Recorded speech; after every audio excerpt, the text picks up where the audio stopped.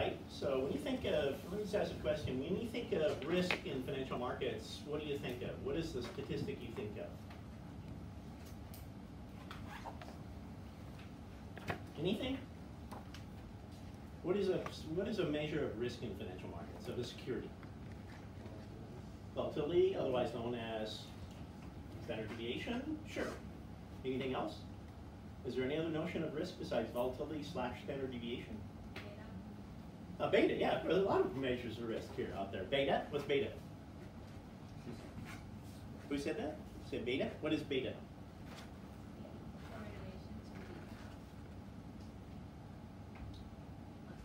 Yeah, it's systematic risk. So it's standard deviation only due to correlation with the market's risk movements or the market's movements. What other metrics of risk are out there that are used oftentimes?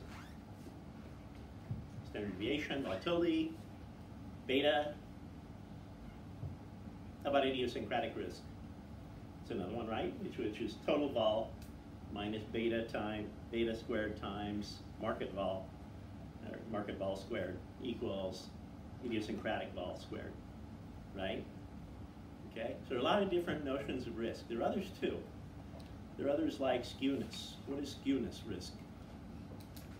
Can anybody define that? What's skewness risk? Nobody knows what skewness risk is? You know what kurtosis risk is? Okay. So if I say that a security has a distribution that looks like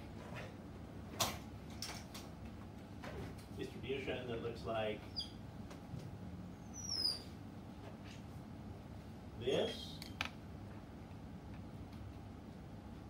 what would you say that distribution is? Yeah, normal, obviously, right? That's the distribution that we live and die and breathe, right, in finance. We love that distribution. Why do we love the normal distribution? Easy. Why is it easy? Huh? More predictable. Maybe more predictable, but I don't think that gets at the essence of why we love the normal distribution. I mean, yeah, I guess in the sense if we know something's normal, then it helps in our prediction of the future of it, yeah. But if we knew that it was a different distribution, but it was more complicated than that, then we'd still know how to, you know. So that's just kind of knowing the distribution. Why is the normal easier? Huh? The formula is simple. It's symmetric, right? Okay. Can be fully described by its first and second moments, right? I mean, there are a lot of stuff here that you're forgetting, right? And normal distributions have some really nice asymptotic theory to them, right? Is mixtures of normals and the central limit theorem, right? Central limit theorem, the law of large numbers.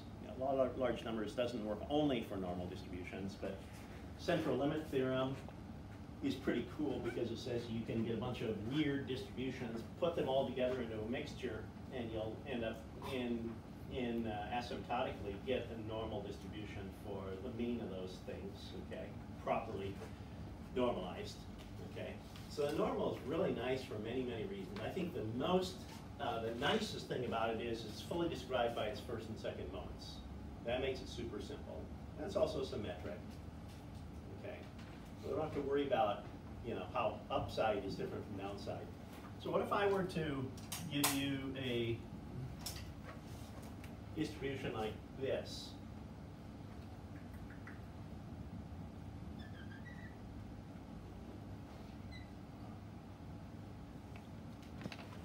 What would you say about that distribution? What is that distribution? Hmm? Shift to the left. And shift to the left, what do we call that though? Okay, you guys do know skewness then. Okay, so what is that? Is that positively or negatively skewed distribution? Negative, you guys know. Okay, so you need you to talk more today, all right, to help me out. So I'm sitting here sweating because I'm on the spot. I need you guys to help me out here and do a little bit of the sweat equity, okay? Yeah, there's a negatively skewed distribution. We can also have a positively skewed distribution, right? And those can be kind of nasty to deal with, right? Because they're not symmetric. They're not defined by only the first two moments. You need at least one more moment, a third moment, and maybe more depending on if there's kurtosis. What's kurtosis? It's fat tails, right, on both sides. Okay? So, all right, so just like, so everything, we like everything to be normal if possible. And generally our regression models are ordinary least squares models, and all of our regression models basically depend on normality of residuals, right? Normality of stochastic processes. So it makes life great if something can be close to normal. And you know, is it true that that things are normal in the real world? If you're talking about individual securities, it's not generally true. The individual securities have a fair amount of skewness in them and some kurtosis, but when you're talking about portfolios of securities, it's more true. And it's something like the central limit theorem applied to a portfolio. A portfolio is nothing more than, okay, there's a set of assets. And these guys, okay, these guys might have skewness. They might have kurtosis. They might have all kinds of things, but what we hope, and what is usually the case, is that when you mix these together into the portfolio, you bake a cake, if you will. The cake is your portfolio, that those skewness and kurtosis usually offset, and you get something that's much more normally distributed. So the rate of return on a portfolio is much more normal than the rate of return on the individual securities. That makes sense? And maybe this is bringing some stuff back from your initial financial theory, you called it, I think, right? Right? So all these things tie together really nicely. The notion of normality, the central limit theorem, portfolios of securities, all this stuff is very useful. So statistics is, you know, essential for doing portfolio theory. A good understanding of basic statistics is essential. The good thing is that we don't have to do really complicated statistics for portfolios and portfolio theory. We can do a lot of it just with this simple normality assumption, and you guys know that from your financial theory class. Markowitz theory is built on what? What I just said, normality, right? Right? Markowitz theory is built on the normality assumption, at least the basic Markowitz theory. So I've met Harry Markowitz several times. He's a really nice guy. He's getting very, very old now. He's about 90, 91, 92. I think he's blind in one eye now. But he's the guy who in 1952 initially invented, and back then, you know, it was a very complicated thing to come up with this portfolio theory. Today, it seems like it's so simple that you can't understand how he won a Nobel Prize for this, right? But because it's simple statistics, but he figured out how to put it together into a really pleasing and simple formula for how to diversify a portfolio efficiently. Okay, so let's go back to thinking about risk in general. So I've talked a bit about, you know, the structure of risk here. I've played around with that a little bit just for fun, because it's 9 o'clock on Sunday. I want to have some fun here. Let's go back to the textbook, though. The textbook's fun too. This is the greatest textbook ever written, by the way. Okay, and the publisher likes it so much that he's asked us to write a second edition. I don't know. We probably sold 2,000 copies. Big deal, right? But he still wants us to write another edition and to add some more stuff to it, like a chapter on target date funds, a chapter on Morningstar, blah blah blah. And we're happy to do that because it's nice to have a textbook to teach from. Okay. All right. Let's talk about risk in general. Let's back up and just talk about risk in general and why people care about risk. What are the origins of this? By the way, I think everybody can hear me okay, right? Without the microphone in the back. So I'm a loudmouth.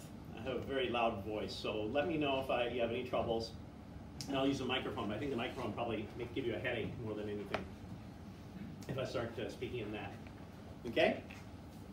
But I'm going to expect the guys in the back to speak as much as the guys in the front, okay? So if you sit in the back, you're going to get a lot of work on any day you come to class. So you might as well sit in the front. Okay, so let's think about how do people get this notion of risk. At least I can take my mouse here and move away. Get a little bit of real estate here.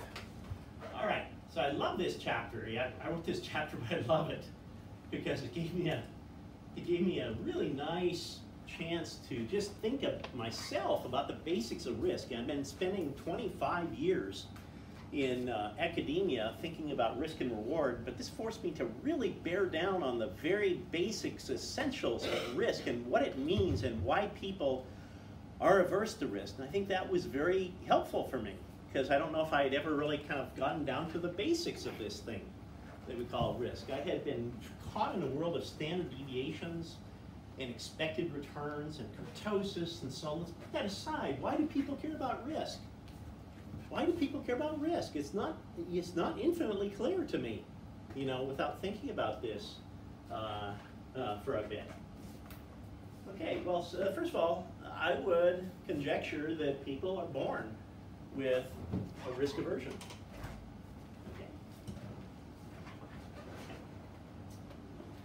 I would conjecture, I would argue, that people are born with risk aversion in their DNA. How many people agree with me? Nobody. I'm having a tough day here. 3 people agree with me.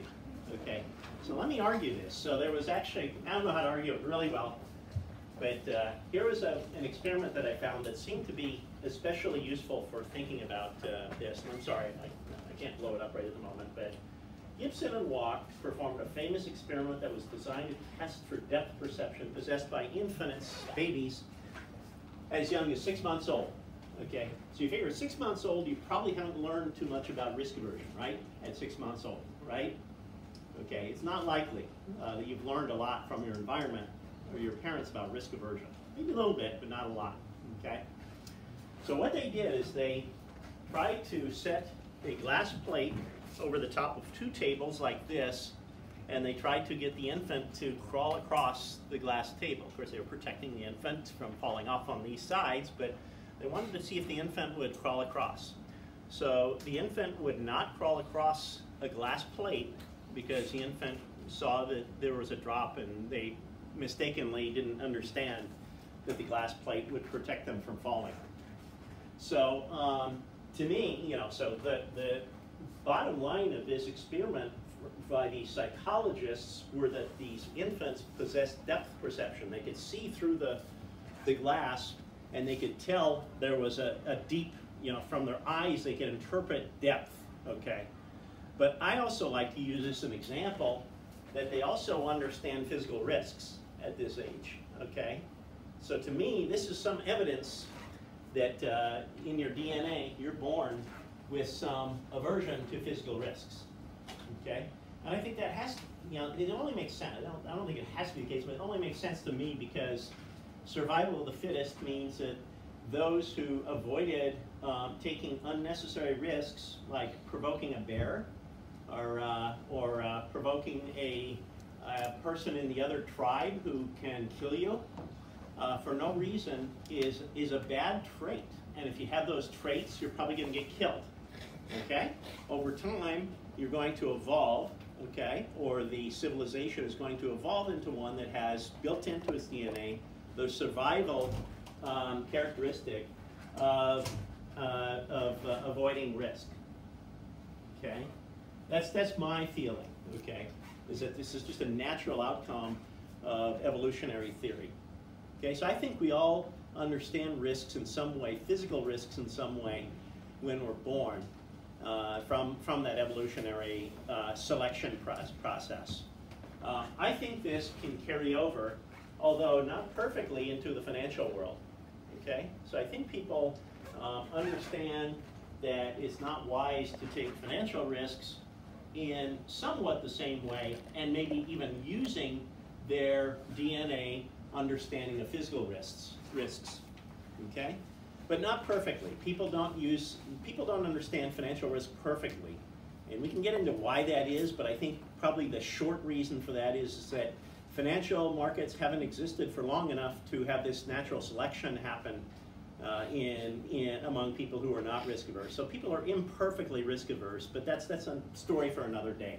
Okay, it's a story for behavioral finance, which this is not a course in behavioral finance. Okay, which I love behavioral finance, by the way. It's a fantastic subject and so much fun to study because it's such a great combination between psychology, sociology, finance, and mathematics, many other things too.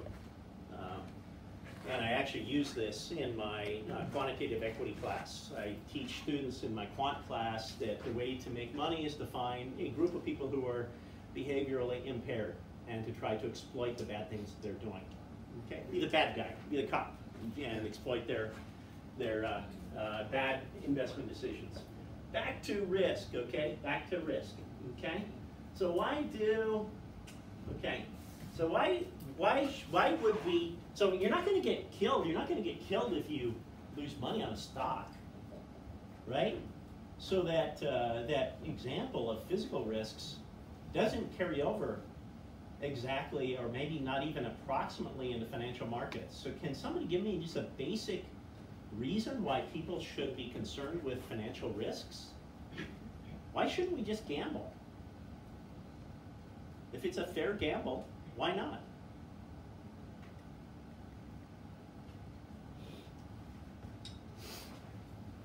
Why shouldn't people just take fair gambles in financial markets? In other words, if I offer you that with 50% chance I'm going to give you $500, and with 50% chance I'm going to take $500 from you, would you accept that gamble today, right now?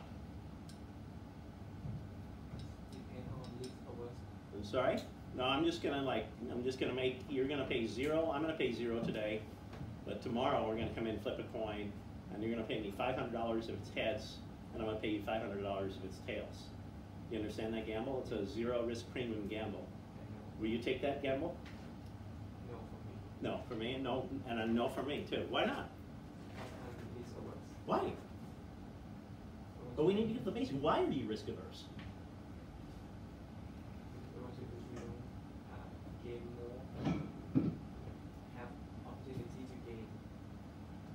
But I just gave you an opportunity to gain $500. You could gain faster with this gamble.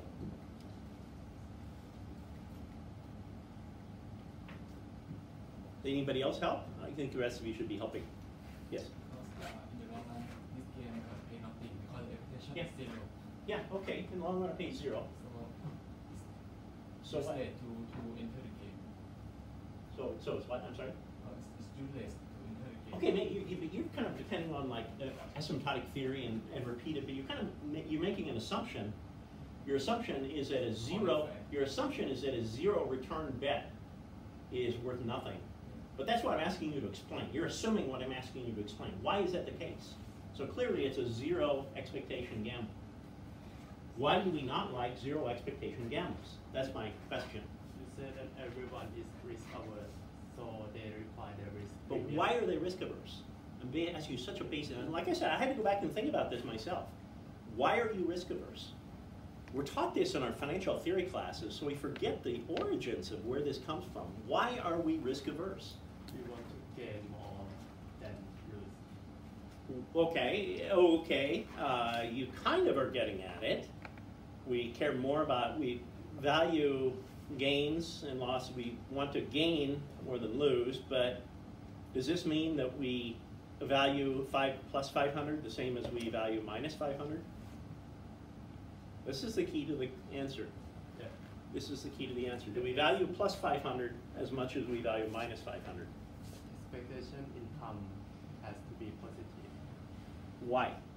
Because it's useless to bet on the zero risk premium. Why? But this is what you learned. You're not telling me why. What's the underlying theory behind this, like utility theory or preference theory behind this? It's important to understand. I think it's important to understand this. And all the stuff you guys are saying is absolutely correct. But it's kind of like you know, it's the implications of what I'm trying to get at here. It's implications. You're not getting at the basic thing. What is it that we dislike about risk? So do we like plus 500 as much as we hate minus 500? Let me answer that question. No. Okay, which one? We hate more. Thank you. That's what I was trying to get at. We dislike losing amount of money more than we like gaining the same amount of money. That is the essence of risk aversion. Okay, let's not forget that. Okay, and all this fancy standard deviation stuff, risk premium stuff, that's what it's saying. Is we dislike losses more than we like gains in a utility sense when those two, when the loss and the gain are of the same magnitude. So he's not going to accept a plus 500, minus 500 bet unless I give him a risk premium. Okay, it's going to have to be a plus, I don't know what it's going to be, plus 510, minus 500, maybe plus 550, minus 500. So what point would you take this gamble? If I offered this, let's say plus $100, minus $100, would you take it if I gave you plus 150, minus 100 tomorrow? Flip a coin. You would take that? Yes. You want to do that? Yes. Okay, so we found out something about your risk aversion. Okay, is it a 50% or 25% risk premium, which is the case there, is enough to push you over the edge toward taking that risk. Okay, so it might be true for you, might not be true for me, might not be true for him, might be true for her. Okay, so different people can have different levels of risk aversion, right? Can also be called your personal discount rate. Okay, it's going to count. It's going to depend on a lot of stuff. Your personal. So what is your personal aversion to risk? Let's talk about that now that we've established what risk aversion is based on. It's based on, again, I feel worse when I lose money because I might be kicked out of school, might not be able to make my tuition payment, and I might have to sell my car, I might have to live on the street, right? Then if I make money and I could buy a new car, okay? So subsistence level is most important, okay? It has a lot of things to do with psychology here. All right, so how can we now explain why different people have different aversion to risk? Why doesn't everybody have the same aversion to risk? Please give me some examples, some reasons, because there are several reasons. Why doesn't everybody have, all of you and me and all the business people out there and everybody in society, why doesn't everybody have the same aversion to risk? Different background, different budget. So different backgrounds, so that's environment. Amount of budget. Different wealth, those are certainly two important things. And then I said DNA, okay? Some people just intrinsically are more risk averse than other people are. Okay, I think I'm one of those people. I'm not infinitely risk averse, but I think I'm more risk averse than most people. I don't like thrill sports like skiing or you know, race car driving or things like that. But I like some thrill, you know. It's just so some of it's DNA, some of it's experience, some of it's wealth. Okay, and some of it could be, you know, going deeper. The experience could be what your colleagues do. So your colleagues the people you are around can influence your aversion to risk, things like that. The types of risks they're taking will greatly influence you as well. So there are some really interesting underpinnings behind risk aversion that I think are important to kind of go back to. You know, this isn't a class on risk aversion and utility theory, but I think it's useful to go back and think about why people are risk averse now that we're kind of covering the notion of risk and reward. Okay, but the main thing is that not all of us will have the same expected return required for a given gamble. Okay, so your expected return, somebody else may be willing to do that gamble at a lower cost for me.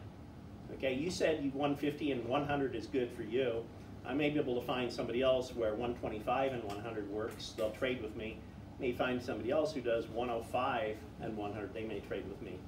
Okay, and so the market, if that's the case, then the market clearing price is going to be 105 and 100, and I'm not going to trade with you. Yeah, and you're in that case, you would be the most risk-averse person because you require the biggest risk premium, right? So you would be forced to basically hold T-bills, and I would trade with this other person. That's kind of the idea. Okay, but financial markets allow us a way around this problem that all of us have different risk aversions by giving us a choice between a market portfolio and T-bills, right? Okay, so you don't have to hold just T-bills, and she doesn't have to hold just the market portfolio of this bet. she can hold some of this market portfolio with a little bit of T-bill, and you can hold a little bit of this market bet with a lot of T-bills. Okay, so financial markets and cutting up of securities allow us to redistribute risks in a way that can be optimal for everybody, even if the personal risk aversion is different. Everybody can get what they want, and there can be a market clearing equilibrium price of risk out there. Okay? Okay, and you guys know, of course, in general, that the more risky something is, the more reward it gives you. That's what that paragraph says. If you put your money into a bank account, into a CD, you're not going to get very much expected return, but if you put your money into a risky stock, or an emerging market, or I guess an options contract that is much riskier, your expected return is generally bigger. And what is the rule on risk versus reward? What type of risk will you be compensated for? So you're not compensated for all risks, right? What type of risk are you compensated for? This was from your finance theory class. Systematic risk, right? Systematic risk. Only risk that is correlated with the market portfolio, whatever that is. Okay? So taking risks that are not systematic is completely worthless and stupid, according to financial theory. Okay? You never take risks because people hate risks. I already argued through that because of DNA, environment, wealth. Everybody hates risk. Okay? If you don't hate risk, there's something wrong with you. Okay? If you don't at least dislike risk. Nobody should love risk. If you love risk, you should go into a casino and gamble your money away, because they'll do it for a negative expected return, right? Nobody should love risk. Okay. So if you don't like risk, then you should never take on idiosyncratic risk for no reason. Should never take on idiosyncratic risk, because there is no reason to take on idiosyncratic risk, because there's no payment to taking on idiosyncratic risk. Okay. So in theory, we should have a fully diversified portfolio. That was kind of the result, not kind of, it was the result of Markowitz analysis. If we optimize our Sharpe ratio, if you remember from Markowitz analysis, the whole point of Markowitz analysis is to take from a set of securities, okay, form the expected return of the securities,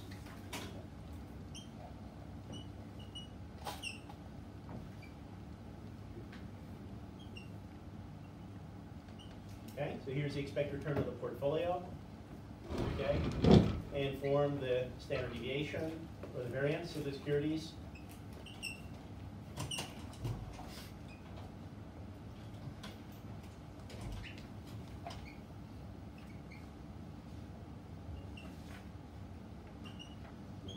Does that look familiar?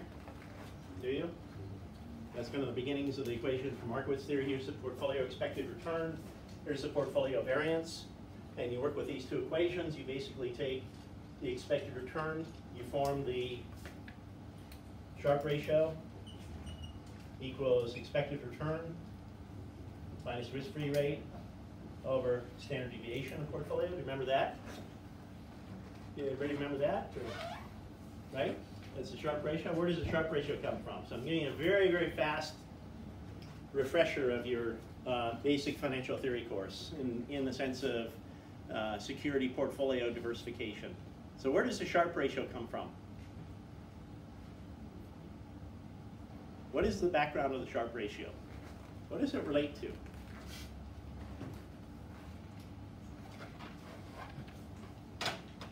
It's too early on Sunday morning to answer all these questions, these dumb questions, right? CAPM, okay, but okay. CAPM, or maybe not even CAPM. Maybe even more basic than that. They come from the notion that we can slice and dice. We can when the distribution is normal, the first moment is the reward, and the second moment is the risk, right? Okay, right? Second moment should be sigma squared, okay? But we usually use sigma You know, because it's easier to work with, or it's easier to envision, I guess. It's easier intuitively, okay? So how does so I have a bunch of stocks here and bonds. What does Markowitz theory tell me once I do an optimization of a portfolio? What will the shape of the efficient frontier look like? Okay? What type of polynomial will it look like? I know it's curved. What is that called? What is that polynomial called? No, the polynomial. It's not called an efficient polynomial. In mathematics, what is it called? Hyperbola. Thank you. Thank you. Hyperbola. Okay? And if you were to plot risk as sigma squared, you get a parabola. Okay? Okay. So this is what Markowitz came up. This brilliant result is what Markowitz came up with simply by using this, and by maximizing the Sharpe ratio for a particular tangency line. Okay, this is how I teach investment theory to my MBA students. Okay, yeah, okay. So you just pick a point. You say this point is 1. This is a pretend risk-free rate. This is a pretend risk-free rate. I'll call it RF. I don't know. I'll just call it RF1 equals 1. You optimize the Sharpe ratio, which uses these two equations and uses a risk-free rate of 1, correct? That's pretty easy to do, at least, right, intuitively. One equation minus risk-free divided by the other equation, square rooted, right? That's not too hard. Then you start taking derivatives, right? You start taking partial derivatives. Did they force you to take partial derivatives of this to understand fully how the Markowitz system works? Yes? Yeah. Okay. And that was pretty cool, right? That's the one place you see in finance where the partial derivatives are really actually useful, is in deriving Markowitz theory. Hey, this guy got a Nobel Prize for doing it, you know, so you might as well learn how to do it too. Okay? All right, so here we are, okay? And again, the limitations of this are, so we've built up a lot of stuff so far. First of all, we built up that individuals should care about risk. They should be compensated for risk, okay? And that is indeed in this as being a bad parameter. That's embedded in there. We want to go this way. In fact, we want to maximize Sharpe ratio, which is risk premium divided by standard deviation. This means that this is bad, right? Okay? So I already built up some notions of why individuals should be concerned about risk. We had all that, you know, feast or famine. We don't like feast or famine. We would rather have just a, you know, decent living standard than to go for feast or famine type of gambles. Okay? Then, if piled on top of that, intuition about risk aversion, piled on top of that is that if we can count on the normal distribution to be appropriately describing the distribution of risk and reward, then we can make that final leap onto this diagram and just use the first and the second moments as our risk-reward, right? As our risk-reward parameters. Put the first moment over the second moment, maximize, and we get this. Okay. Okay. So then you can get up to the CAPM. The CAPM just says where is the real risk-free rate. Okay. So here, if this is the real risk-free rate, if it's 2, then here's a tangency portfolio. Here's the Sharpe. The Sharpe ratio is the slope of this thing, right? That's where that came from to answer my earlier question. The Sharpe ratio is the slope of the risk-reward, sorry, the reward to risk. The Sharpe ratio is the slope of the reward to risk at the optimum, okay? Or at any point for that matter. This guy here, this stock has a Sharpe ratio of this, which is, the slope of that is lower than this. So the Sharpe ratio is the ratio of reward to risk, assuming normality. Okay. I guess I went offline so long that my computer shut down. Okay. So those again, that's just a refresher of the basics of Markowitz theory and risk. and so on. Let's see where I can go now. I spent a lot of time here on. Okay. So let's see where we go from here. Okay, so any question? Any questions so far? So I went through quite a bit of stuff, which should be kind of just a basic refresher of your investment theory. I didn't go into doing the partial derivatives, but you could do it, I think, if you had some time and set it up, right? That's just kind of a mechanical, technical exercise. And solve for the optimal and so on, okay? And of course, if you optimize,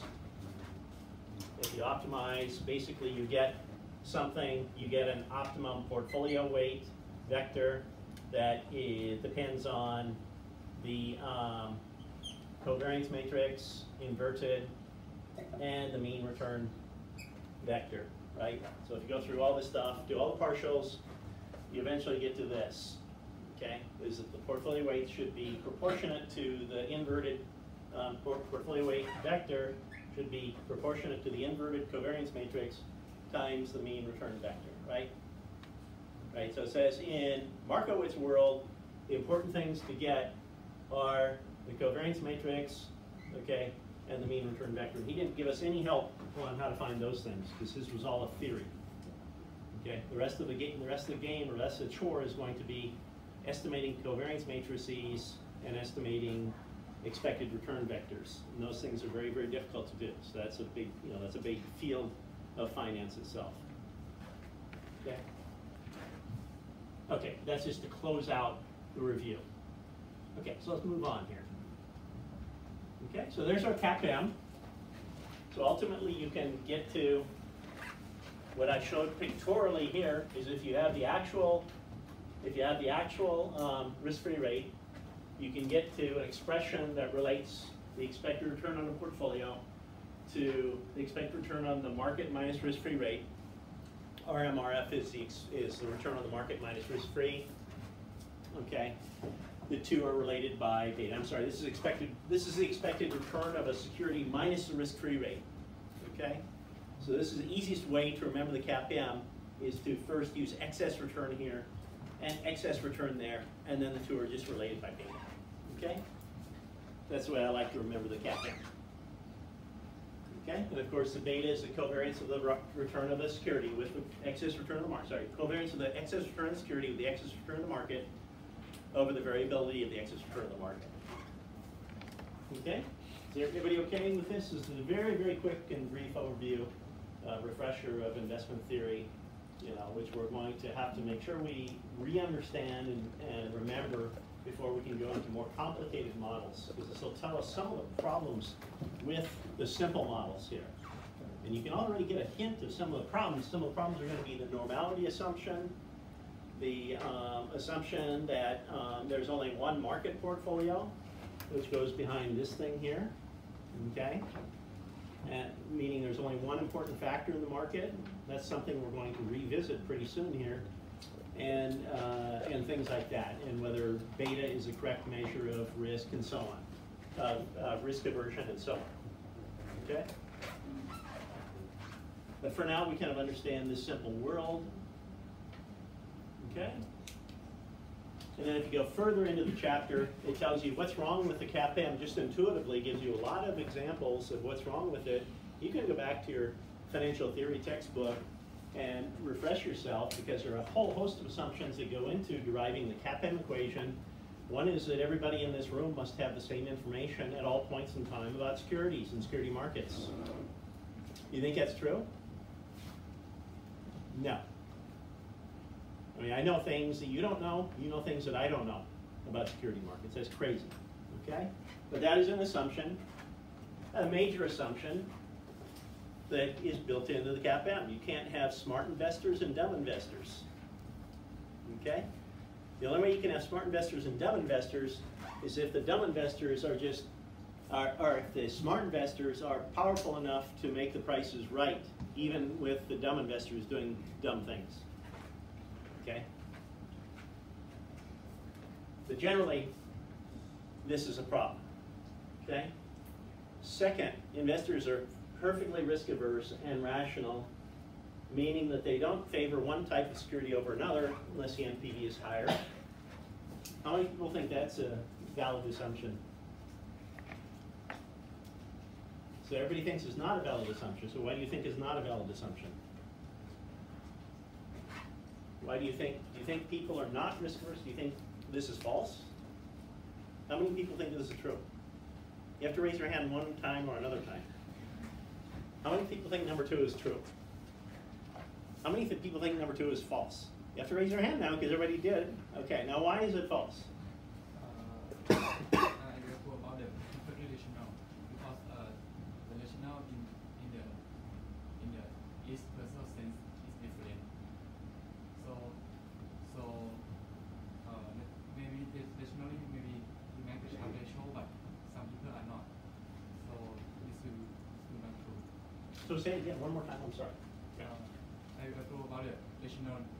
Right. Because not all people is rational in the investment.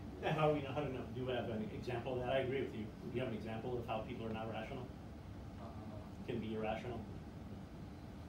Risk averse person but like gamble. Because people do take on gambles. For one thing, they buy lottery tickets, right? Lottery ticket is a negative expected return investment, known as a gamble. Right? What other irrationalities out there? I mean, this is the whole field of quant investment, is understanding all these irrationalities. Behavioral finance is understanding all these. Have you guys had behavioral finance? Okay, maybe that's why you're struggling with this. You should definitely take a class or read a book in behavioral finance so that you understand the many, many common irrationalities that people have. Very crucial in today's financial market. So you understand the irrationalities, okay? Dick Thaler has written on this. Daniel Kahneman has written on this. Popular press books. You don't have to go to the literature. You can just read popular press books. Dick Thaler has written Nudge. Daniel Kahneman has written, I forget what the book is called, System 1, System 2 Thinking, something like this. Okay. But you should definitely read and understand, have at least a basic understanding of the irrationalities that are out there in financial markets at some point. So this number 2 is definitely untrue, okay? Number 3, the cost of trading securities is 0, untrue. Number 4, investors are mean variance optimizers, which means that they only care about mean and variance. Well, this is something that I've put a question mark on so far. And we haven't been able to attack this, but we will attack number 4 before the day's over. Well before the day's over, before the morning's over, okay? In fact, that'll be our chore after we take a break, is to see how many ways we can attack number 4. Okay? Investors are myopic and care only about one-period returns. So this is an assumption that is made to solve the CAPM, and obviously individuals are not like that. Individuals are not one-period optimizers. They care about many periods. So when I invest today, I think about, what are the opportunities set today when Trump is president? And then what will the opportunities be, 3 years from now, 2 years from now, when I hope that Trump is not president anymore? So I need to think about how that relates to how much I should spend or risk today, based on what I need 2 years from now, when markets will be different, okay? So 5 seems to be ridiculous. 6 is better for most people, but it's not good for large traders. They can influence the price of their trade. 7 is definitely not true. And 8 is kind of becoming more and more true today. You can trade, a single share of a security and things like that a lot easier than you used to be able to. But you can see that all these stacked assumptions are really, most of them are really bad assumptions. Okay, and the guys who defend the CAPM have forever been saying, it's okay if some investors violate these assumptions. The only thing we need is some big, rational, institutional investors who will come in and through their actions will erase all of the mispricings that these dumb investors are creating in the markets. Okay, so that's been their story. Another way to say that is that there are a lot of quant hedge funds out there that can figure out how to exploit those investors who have behavioral problems. In other words, if I'm a type that, if I'm one of the people who sees a security go up, and I buy securities that go up because I'm a momentum, so-called momentum investor, then a quant fund should possibly be a contrarian, should sell here, knowing that at some point, if this is the fundamental value, it's going back down, right? So that's kind of the defense of the CAPM, people who love the CAPM, or people who love efficient markets in general, not just the CAPM, is that somebody will make the prices right, even if some of the people misbehave, okay? And that, of course, has been a big debate. I don't believe that that's true. I think that the markets are somewhat efficient, personally. You can decide what you want, because it's kind of a religion at this point. I think markets are somewhat efficient, and different markets have different levels of efficiency. If you're playing around in a very deep market, like large cap US stocks, it's probably pretty efficient, okay? If you're playing around in a less efficient part of the market, like small cap stocks or corporate bonds, is probably a lot less efficient. There are a lot more behavioral anomalies that show up in these markets, okay? What we need to do is not just criticize the CAPM, which we're going to do a good amount of in the rest of this chapter. We're going to try to come up with an alternative to the CAPM. And you've probably seen some of this in your financial theory course. How many people have seen the Fama-French research? Fama-French research. Everybody? Everybody? Nobody wants to put their hand up today. Your arm is sore. Too much lifting yesterday, huh? Okay, so, and how many people know about momentum? Momentum? Momentum? Momentum? Momentum? You guys back there know about momentum? Momentum? No? No? Okay, that's fine. I just want to know yes or no. Okay. So we need to touch on these things. Okay, this talks about it. You can skip this stuff. This is a nice chapter, I think, in terms of solidifying your knowledge about what the CAPM is based on, the foundations of the CAPM, as well as how do you estimate the CAPM. You know, how does the CAPM, here's the CAPM in time series form, okay? And I go through an estimation of the CAPM in this chapter. And I tell you, after you estimate the CAPM, you have this fitted model and so on. So this is pretty good, I think, for solidifying your understanding of both what the foundation of the CAPM is and how you actually use the CAPM with real data. Okay, so I encourage you to read this for your own benefit, but obviously I'm not going to test you. This is all basic investment theory, the way it should be taught, I think.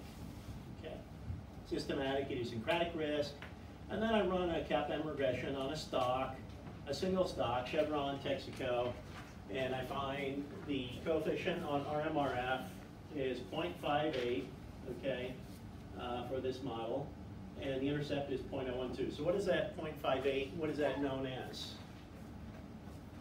What's the other word for what that coefficient is? Beta, that's the beta. And you guys have run regressions like this, I'm sure, right? Okay? Well, one of the things that I emphasize in this chapter is that I think I ran a 2-year regression here of Chevron Texaco returns, monthly returns on the market return. Yep, 2007, 2008. And the thing I want to emphasize here is here you get a 0.58 beta. Let's go to a different time period, 2009, 2010. And here I get a 0.81 beta. So one important thing here to learn is that individual stock betas are unreliable, okay? They change, and it's not really due to changes in the operations of the company, it's more due to statistical aberrations in the data, okay? In other words, 24 months of returns are not enough to come up with a precise metric of beta, okay? Right, so betas are terribly estimated with individual securities. Fortunately, betas are better estimated for portfolios of securities. So we have a better chance of getting the true beta of a portfolio with 24 months of historical data than we do, much better chance than we do of getting a good beta, a precise beta for any individual stock in that portfolio. Okay. Okay. And again, it's going to be kind of related to the law of large numbers, central limit theorem type things, that in big numbers we can trust these test statistics a lot more than we can when there are small time series and small cross-section and things like that. Okay. All right, efficient markets, I've talked about this a little bit. Let's talk a little bit about studies that attack the CAPM.